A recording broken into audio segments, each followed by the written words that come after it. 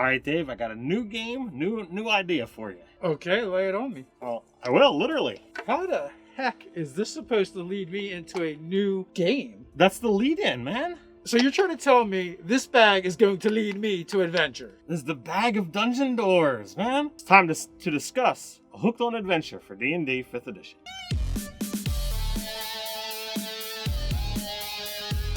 Welcome to Nerdarchy, for nerds, by nerds. I'm Nerd Steve, and as usual, I'm joined by this nerd. Nerdarchy Ted. If you like D&D videos, make sure you don't pass on that subscribe button. And if you want to get some more Nerdarchy videos flowing through your YouTube feed, investigate that notification bell. So today we're going to talk about the concept, I don't know if you want to call it a device plot, a magic item, whatever, the bag of dungeon doors. But you know, Ted, if you got a whole bag of dungeon doors, you know what you're going to need? Could it possibly be dungeon maps? It is going to be dungeons and dungeon maps, and we have the perfect tool for you. Dungeon Fog is a great piece of software designed for mapping.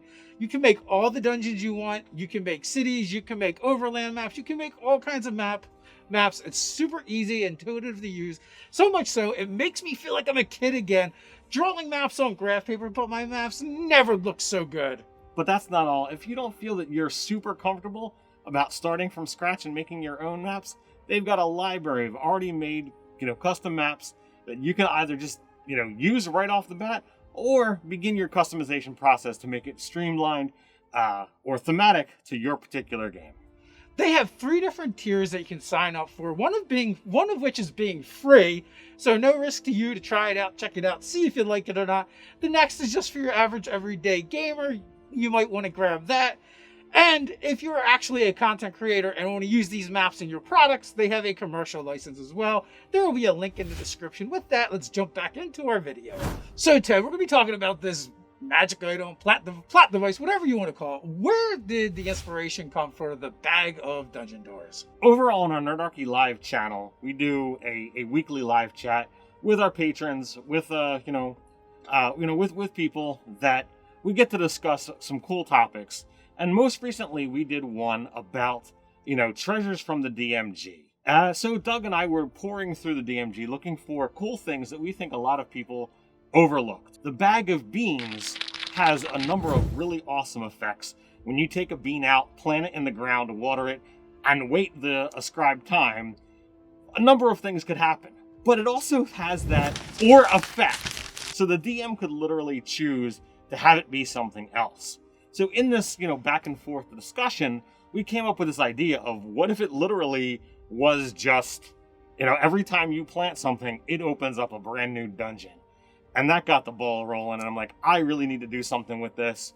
It quickly went from, that idea to let's talk about it in a video. All right, so it's a cool idea. Now, I don't know if when you guys talked about it, if it's like, hey, you throw down a actual door and the door springs open, like an extra amount of dimensional space. You can walk around at 360, but if you open it, it opens into the dungeon. Or if you guys are literally talking about you throw down the door and boom, dungeon appears, building whatever, tunnel into the underground. I don't know. Either one of them could be kind of cool. But I do like this idea of these little tiny doors that you throw down and they grow into full-size doors. You know what it kind of makes me think about? It makes me think about the old D&D cartoon. We've done some videos on it, but the magical world of Dungeons and Dragons, the cartoon, right? They're constantly looking for a doorway to take them back home. So, I feel like a little bit of inspiration from there as well, where you could build a whole campaign around this. Yeah, when we got into talking, we didn't dive too deeply. It was just like a throwaway comment that, I saved on. I'm like, I really need to do something with. I think it could be cool. I like both ideas. That could potentially even be 2 different magic items. One, that it's a legitimate, you throw down a thing and the dungeon, whether it be a mountain, a tower, whatever, it springs up. And that is now a permanent thing in a location that was not there a moment ago, versus the idea of you spring a doorway. It becomes a 2-way thing. You walk through it, but then you as the the planter, if you will, walk back out, it's gone. So it's a one-way trip for you, but it's an open doorway for everyone else, similar to like a Liam's Tiny Hut. Yeah, I mean, that's super cool. Also, you could go with the idea that there's an objective to be completed, and maybe you can't throw a new door down until you complete that Mhm. objective, and that kind of like deactivates that dungeon, and maybe now you can grab another random one. But either way, it's like a cool plot device to use for a campaign. Is this just a way to add random dungeons to your game, or Well, is it a campaign? so it's possibly both. The way I look at it is you have the capacity to have this thing that winds up actually giving some control to the players. What if you have a campaign world where you know things are settled? You have got the capacity for tamed wilderness. There aren't as much monsters. The big terrifying things of the world are slumbering. But adventurers, they want to adventure. So they've acquired this thing, and maybe, the school that teaches people how to become an adventurer or whatever, in this campaign world says, all right, well, when you feel you're ready, here is this thing. Each dungeon could be ready made, or maybe it senses the level of, who is drawing from the bag and plans a dungeon accordingly, depending upon, what the power level of the item is. So it gives control to the players of, we're not going to go in a dungeon until we feel that we're ready. We make a group decision and bam, I pull out a door and now we feel compelled. It could be a scenario that, beyond making the choice of, walking through the door, maybe the choice is just you plant the door and now you're in the dungeon. So you could definitely go in a lot of different directions. In AD&D, a lot of the old school adventures were written in a way where when you entered a dungeon, the deeper you went, the more difficult it got. So you could also do something like that where it starts off easy and gets harder the deeper you delve. So, the closer you get to if you rush through the dungeon, you may not be prepared for what lies below. And I mean that speaks to that style of those earlier games where it wasn't so much as, all right, you can just have prepared material for, well, here's an adventure for levels 3 through 4, 3 through 5. This is an adventure that is expecting you to uncover as much as possible because you need the magic items, you need the experience to be able to handle what goes further down. We both have played characters being in a position that we're not prepared for, we're not ready for, because we made a judgment call, and that's part and parcel of the game. The idea that it's an academy, academy of adventurers, and then you draw from the bag of dungeons when it's time to kind of like, that's like your exam, your quiz, is kind of a funny idea. But also, like, I also envision like a group of friends are like hanging out, right? And they have different occupations they're training for, which lines up with the different character classes. It's just part of who they are. And they unearth somehow this bag. And I just envision the group standing around looking at the bag going, hey, what's that? And someone pulls something out of the bag and it begins growing in their hand, and it's one of these doors. And now you're standing around the bag and the door to a dungeon. What do they do? And like, this is the start of the campaign. And and maybe the world is a little more mundane than a lot of other D&D worlds where there isn't as many monsters or dungeons and dangers, but here's a way for them to explore those things they've only read about and kind of like live out those stories and fairy tales that they've read.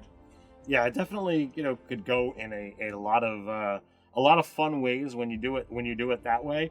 But I mean, if you were going to mix it up into a regular campaign, this would be like your side quest. Drawing inspiration from my own games, there's been stuff where the player characters face something that's an overwhelming foe or doing a considerable amount of one type of damage. So it's like, well, we need something to protect against that. So what can I do? Well, perhaps there's an answer in one of these doors. Perhaps you're looking for information that's lost to the ages. Perhaps it's in one of these doors. You've got a bag. Maybe there's 50 things that are there. You got to do 50 little side quests. Maybe not that much. But, you have to do a considerable number of these jaunts to find the missing bit of information or, that item that is going to allow the party to survive throughout, this hard encounter that is gearing towards the end of a campaign. So there's a couple questions whenever we do something like this we should probably try and answer. One of being like, who made this item and why? So, when I look at something like this is a big question. So, a lot of times when I'm a DM, my players are not really all that inquisitive about where the item came from or who made it. Maybe it's a style of the players that I play with, maybe not. But it's a scenario of, like, depending upon what kind of game you're using this for. If you want to use this in that more academia, in a more rural, civilized world, well, perhaps it was made by like the master of the academy, and that the item, once you use up all the doors, it vanishes. It gets refilled and then goes back into the school's, It's the final exam, essentially. Yeah, it goes back into the school's, collection to be passed down to another student at another time. But it's a way for those students who have become inquisitive and that want to do this type of, quest, this type of adventure, to find a way to actually experience the world that, existed in their past, when monsters were real and when dungeons were deadly and dangerous, and, you could have that kind of thing. So, an earlier headmaster or, something along those lines, I think would be the most apropos. Perhaps, in the other version, when the world is nasty still, but somebody has doing this, maybe there's this, great planar being that, decided, well, I think this is, not useful here and now.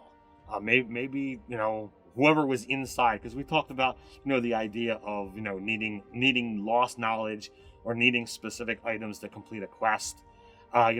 This could be an item that gets moved throughout time and was created by a planar being who takes these things and literally just encapsulates them in their own little time crunch, their own little magic item of, okay, you exist here, but everything in that dungeon is on pause from the moment it got removed from whatever plane it was in before, and it's now just in this door until such time that, an adventurer decides to remove that door.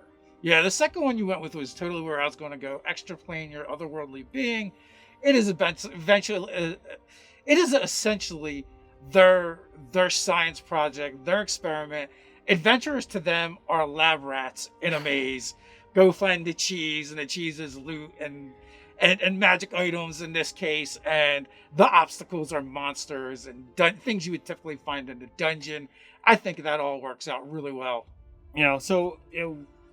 Regardless of whether the planar being was someone that was doing this for, hey, I want to test adventurers and see what their mettle is, or whether it was I'm foretelling the future and I need to make sure that certain plots unfold, and if this thing gets found by the wrong person at the wrong time, it is going to be out of sync with time and not be able to get into the chosen one's hands, depending upon how you want to run your game. So it could be very fortuitous to be like, all right, well, if I just lock it away and then make sure that this item is found, I can arrange things so that events unfold as I foresaw them. So a lot of things you can do that. So feel free to steal this hook for your D&D game. So if you enjoyed this idea, you can check out the Hooked on Adventures playlist over here. Some of these ideas even get made into products over on our store, which our patrons get access to early and for less. But that's not all our patrons get. We do weekly live chats that our patrons get access to. We do monthly giveaways that our patrons are automatically entered in, and more. So until next time, stay nerdy.